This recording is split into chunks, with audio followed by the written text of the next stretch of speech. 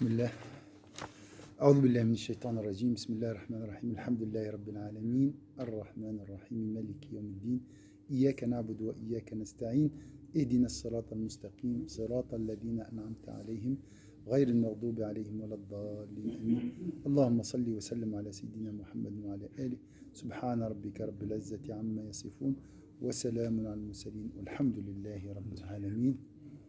Ma sœur Orana, salam alaikum. Voilà, Inch'Allah, la suite de notre cours concernant le voyage nocturne. Puis on me conduisit au lotus de la limite.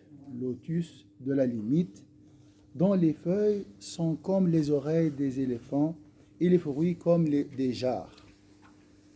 Ça va? Tu vas bien?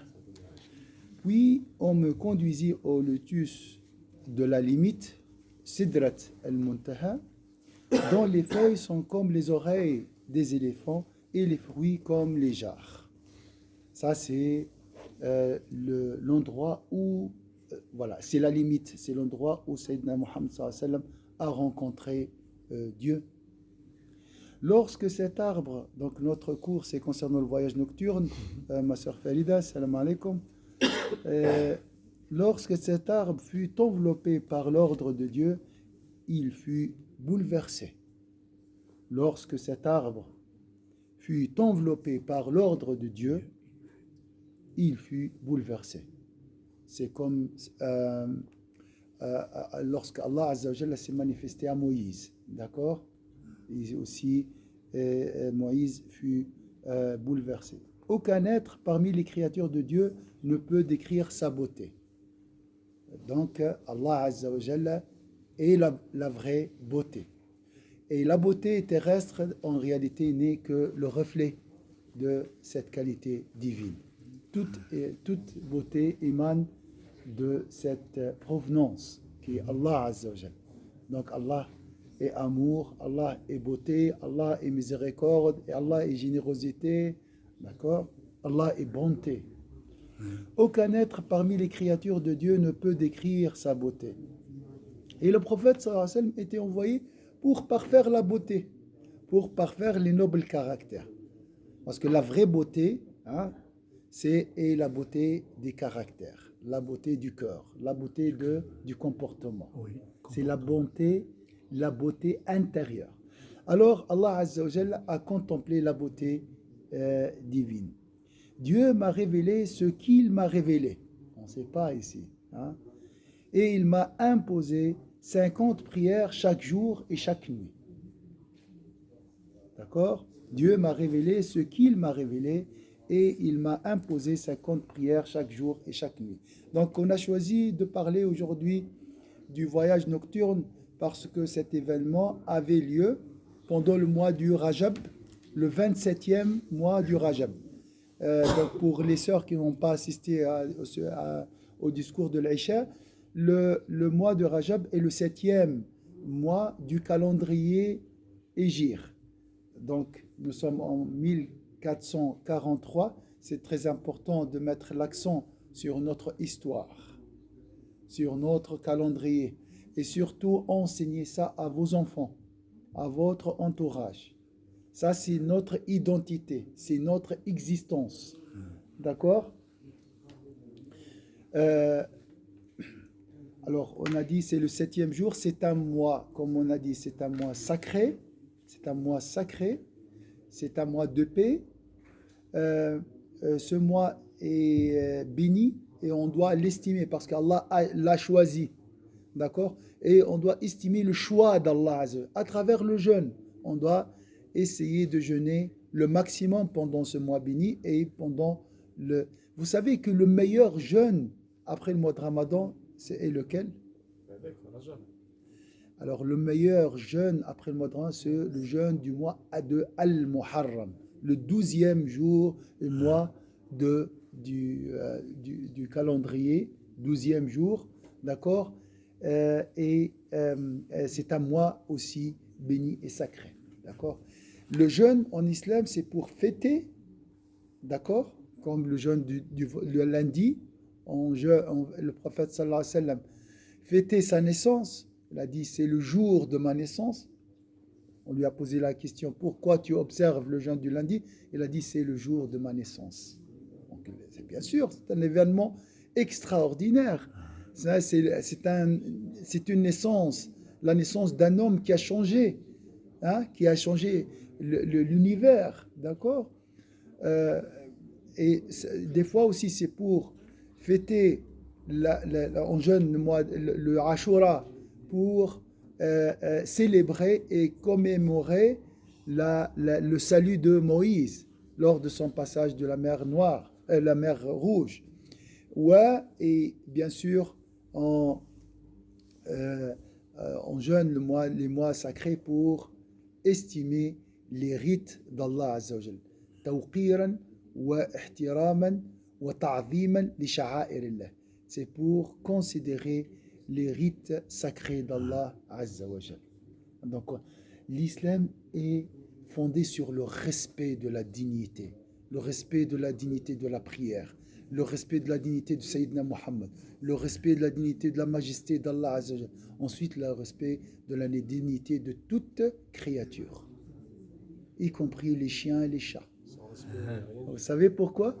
Une femme était considérée par le prophète parmi les gens de l'enfer parce qu'elle a assiégé un chat. Oui, elle l'a empêché de manger ou bien de boire. Donc, estimer toute créature d'Allah Azza wa Jal. Il est créé par qui, le chat? Par Allah. Et une femme de rue à l'époque de Moïse, de Bani Israël, les fils d'Israël, a gagné le paradis parce qu'elle a donné à boire à un chien. C'est joli, hein? Oui. C'est ça la finesse de l'islam. La dame qui a assiégé le chat, elle faisait ses prières et tout. Oui, elle priait. Oui, elle veillait la nuit, jeûnait le jour, elle était très pieuse. Et l'autre aussi, elle était très pieuse, mais elle nuit à sa voisine. Le prophète sallallahu alayhi wa sallam, il a dit, elle est parmi les gens de l'enfer. Regardez, le respect, d'accord? Voilà, ça c'est primordial en islam, le respect. Tu respectes ta femme, tu respectes ton ami, tu respectes ton voisin, tu te respectes aussi. Tu respectes ton corps, d'accord? At-ta'dim, le respect, l'ihtiram, mais en arabe c'est encore plus fort, c'est estimer la dignité, tawqir, d'accord? Tu viens tôt pour la prière, tu portes des jolis habits, tu estimes, hein? Vous voyez, ça fait partie de la beauté, ça fait partie aussi de l'amour. Si tu aimes quelqu'un, tu le respectes, hein? Et si tu veux aimer quelqu'un, il faut faire un effort supplémentaire dans son respect. Alors, Dieu m'a révélé ce qu'il m'a révélé, on ne sait pas, hein? Et il m'a imposé 50 prières chaque jour et chaque nuit. Donc, les prières étaient prescrites quand et où? Prescrites au 7e ciel. Les sœurs, s'il vous plaît, Samhoun. Au 7e ciel. Au 7e ciel. À quel endroit? Au lotus de la limite. C'est l'arbre que tu parlais tout à l'heure. Voilà, c'est l'arbre, d'accord? Ça, c'est Sidrat al-Muntaha, hein, la limite. On ne peut pas aller plus loin.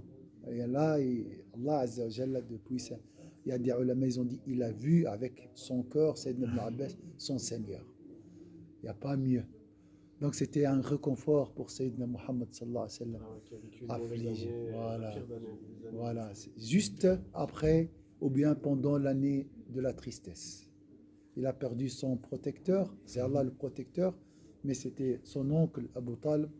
Ah, c'est très difficile. Et Sayyidina Muhammad sallallahu alayhi wa sallam était un homme qui n'était pas musulman. Oui, il aimait beaucoup sa famille. Il avait de la compassion envers Abu Lahab. Même Abu Lahab qui était égaré, il avait de la compassion pour lui. Il était un homme très doux, Sayyidina Muhammad sallallahu alayhi wa sallam. Il aimait beaucoup son oncle Al-Abbas. Il aimait beaucoup son oncle Hamza. Et surtout, surtout Sayyidina Hamza, parce que il était son frère du lait, d'accord? Et son oncle aussi. Alors, Inch'Allah, une fois on parle de Sayyidina Hamza parce que tout le monde aime Sayyidina Hamza. Alors Dieu m'a révélé ce qu'il m'a révélé, il m'a imposé 50 prières chaque jour et chaque nuit. S'il vous plaît, Inch'Allah, ce mois béni, parce qu'on doit tirer les leçons de ce mois béni. C'est bien l'histoire de voyage nocturne, mais après, les conclusions, le feedback, c'est quoi? Je dois observer l'accomplissement de la prière. Regardez comment Allah a élevé la grandeur de cette prière. Il l'a prescrite au 7e ciel, à l'utus de la limite, Sidratil Muntaha. Personne n'a passé Même Jibril, il s'est arrêté avant. Il a dit, je ne peux pas traverser, moi. Donc vous voyez la grandeur de la prière. هناك أوحى الله إلى نبيه بأداء الصلاة. Donc bien sûr, vous savez, mais il faut renouveler toujours, renouveler dans vos cœurs la valeur de la prière.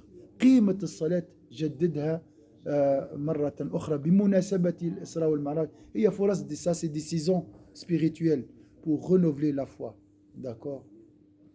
Je suis redescendu, donc la prière au début était imposée au prophète sallallahu alayhi wa sallam 50 prières. 50 prières, imaginez, jour et nuit. 2 prières chaque heure, imaginez, c'est beaucoup. Subhanallah. Je suis redescendu et Moïse, paix sur lui, m'a demandé, qu'est-ce que ton Seigneur a prescrit pour ta communauté? J'ai répondu, 50 prières. Il m'a dit, retourne à ton Seigneur et demande-lui un allègement. Car les membres de ta communauté ne peuvent le supporter. J'ai éprouvé les fils d'Israël et j'ai mesuré le degré de leur aptitude. Donc il a dit, oui, ils peuvent faire ça un jour. Je peux prier 50. Subhanallah, kana min al al-bayt. Il y avait un membre de la famille de Sayyidina Muhammad qui s'appelle As-Sajjadou. As-Sajjadou. Il se prosternait, il fait 1000 rak'a par jour. 1000 unités de prière par jour. Subhanallah. Donc, on peut faire ça un jour, mais donc on ne peut pas le faire en permanence. Donc il lui a dit, ta communauté ne peuvent le supporter. J'ai éprouvé les fils d'Israël. Moïse était envoyé aux Juifs et j'ai mesuré le degré de leur attitude. Ils ne peuvent pas continuer, ils ne peuvent pas. Subhanallah. On voit ici la complémentarité entre les prophètes. Subhanallah. Et c'est pour ça qu'on dit Sayyidina Muhammad et la synthèse. Et vraiment la conclusion de toutes les expériences des prophètes. C'est pour ça qu'il est très important ça fait partie de la foi, c'est la moitié de la foi, de l'attestation de la foi, d'attester que Sayyidina Muhammad est le dernier envoyé de Dieu. Je suis donc revenu vers mon Seigneur et j'ai dit, Seigneur, accorde un allègement à ma communauté. Il a alors accordé un allègement de 5 prières, donc 45.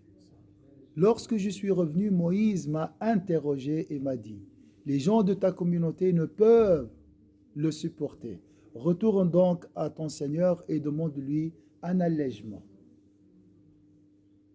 Encore une fois, je ne cessais d'aller et venir entre mon Seigneur, qu'il soit exalté, et Moïse, jusqu'à ce qu'il m'ait dit, ô Muhammad, ce sont 5 prières chaque jour et nuit. Chaque prière compte pour 10. Quand tu fais une prière obligatoire, c'est comme si tu as prié 10 prières. Tu reçois la récompense de 10 prières. Regardez cet allègement et cette rahma envers cette communauté. Wallahi, c'est un privilège d'être un membre de cette communauté. Alhamdulillah. Allah m'a choisi. Hein? Allah a choisi pour moi l'islam. Ça, c'est une grâce d'Allah. Alhamdulillah. Et il m'a choisi donc la version de l'islam la plus facile. L'islam à l'époque, bien sûr c'est la même religion, à l'époque de Moïse était dur. Hein? Alhamdulillah. Donc c'est une grâce d'Allah Azza wa Jal. Donc une prière vaut 10. Hein? Et pour celui qui compte accomplir une bonne action sans la faire, donc on a dit, elles sont donc 50 prières. 50 prières. Tu fais 5 et tu reçois la récompense de 50 par jour. Tout ça, c'est pour nous encourager. D'accord? Et pour nous faire aimer la prière. Chaque prière compte pour 10. Elles sont donc 50 prières. Et pour celui qui compte accomplir une bonne action sans la faire réellement, elle sera inscrite en sa faveur comme 10 bonnes actions. Si tu as l'intention de faire une bonne action, tu reçois la récompense d'une bonne action. Même si tu la fais pas. En plus, Hein? c'est plus. Si tu fais une bonne action, c'est Multiplié par 10. ça. Mais si tu as l'intention Attention. de faire une bonne action et tu ne la fais pas, tu reçois la récompense d'une bonne action. Regardez la rahma d'Allah Azza wa Jalla grâce à Sayyidina Muhammad sallallahu alayhi wa sallam. Celui qui nous a été la cause de tous ces bienfaits d'Allah Azza wa Jalla. Essayez vraiment de l'aimer davantage et implorer Allah Azza wa Jalla qui nous accorde plus d'amour envers notre guide, Sayyidina Muhammad. C'est le guide vers le bonheur, vers la facilité, vers l'allègement. Vous voyez? Donc, si tu as l'intention de construire une mosquée, tu n'as pas les moyens, tu recevras la récompense de la construction d'une mosquée. Une personne qui a mal au dos et veut faire l'aspirateur ici dans la mosquée reçoit la récompense de nettoyer la mosquée. Quelle est la récompense de celui qui nettoie une mosquée? Il y en a beaucoup, hein. C'est comme le prophète Ibrahim qui s'occupait de la mosquée. Ça, c'est De la Mecque. c'est un acte prophétique. C'est Sayyidina Ibrahim qui s'en occupait du nettoyage de l'enceinte sacrée avec son fils. À la main, il faisait ça. Vous voyez l'importance, hein? Et vous connaissez la dame qui a nettoyé la mosquée, elle était de couleur et décédée. Donc elle est décédée et le prophète lui a manqué cette femme. Il ne le voyait pas. Il a dit, elle est où? On lui a dit, elle est décédée. Il a dit, pourquoi vous ne m'avez pas averti? Montrez-moi sa tombe. Il est allé faire la prière sur elle. Regardez l'importance de la mosquée. D'accord? Donc ici, une action accomplie est multipliée par 10. Elle sera inscrite en faveur comme 10 bonnes actions. Quant à celui qui envisage de commettre une mauvaise action sans la faire, à votre avis, Il n'y a pas de mauvaise action inscrite. hein, Zéro. elle ne sera pas inscrite à ses dépens. Et s'il la commet, effectivement, il a fait un péché, Il y a un péché. subhanallah, elle sera inscrite à ses dépens en tant qu'une seule mauvaise action. Ya Rabbi Habib dakhalna al-Jannah. Il veut nous pousser à entrer au paradis. Il veut nous faciliter l'entrée au paradis. Alhamdulillah Rabbil Alamin. C'est très joli l'histoire de l'Isra ou le Mi'raj. Je pense le cadeau de l'Isra ou le Mi'raj de ce voyage, quand tu fais un voyage, tu reçois un cadeau. Surtout si tu rends visite à une personne de haut rang. Donc le cadeau de l'Isra ou le Ma'raj, je donne un exemple. Quand on fait des vacances, on achète toujours des cartes postales, d'accord, qui, euh, euh, pour garder les bons souvenirs. Alors, la carte postale de ce voyage nocturne est la prière. Il y a tout ici, la rencontre d'Allah, la rencontre des prophètes, l'élévation. الكل مختصر في الصلاة. هي بطاقة السفر وهدية السفر. C'était le cadeau de ce voyage pour Sayyidina Muhammad. Regardez la valeur de cette prière. سبحان ربك رب العزة عما يصفون وسلام على المرسلين الحمد لله رب العالمين. بارك الله فيكم mes sœurs et mes frères. À la prochaine, Inch'Allah.